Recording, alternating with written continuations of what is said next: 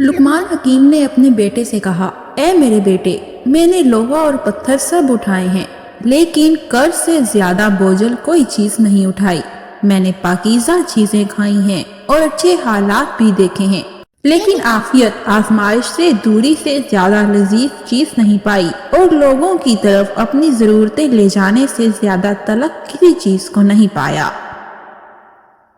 اے بیٹے، جو کہتا ہے وہ جھوٹ بولتا ہے کہ برائی برائی کو ختم کرتی ہے۔ اگر وہ اپنے اس قول میں سچا ہے تو وہ 2 مقامات پر آگ جلا کر دیکھے گے، آیا ایک جگہ دوسری جگہ کی آگ کو بجھانے میں کس قدر مدد کرتی ہے۔ حقیقت تو یہ ہے کہ خیر اور بھلائی ہی برائی کو ختم کر سکتی ہے، بالکل اسی طرح جس طرح پانی سے آگ بجھ جاتی ہے۔ اے بیٹے، اگر کسی کو دوست بنانا چاہتا ہے تو دوست بنانے سے قبل اسے غصہ دلا، اور اگر وہ غصے میں اعتدال کا رویہ اختیار کرے تو پھر اسے دوست بنا، ورنہ دوستی سے گریز کر۔ سفر میں اپنی سواری پر اعتماد نہ کر، جب منزل قریب آ جائے تو اپنی سواری سے اتر جا، شب کے آغاز میں سفر نہ کر۔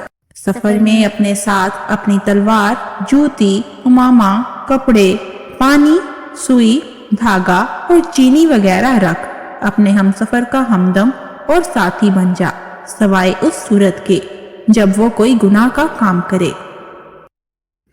لقمان حکیم نے اپنے بیٹے سے کہا، نافہم عورتوں پر کبھی بھروسہ نہ کرو، کیونکہ وہ تمہیں نقصان کے سوا کچھ نہ دیں گی۔ حضرت لقمان حکیم نے اپنے بیٹے سے فرمایا، حاسد کی 3 علامتیں ہیں۔ نمبر 1، پیٹھ پیچھے لوگوں کی غیبت کرتا ہے۔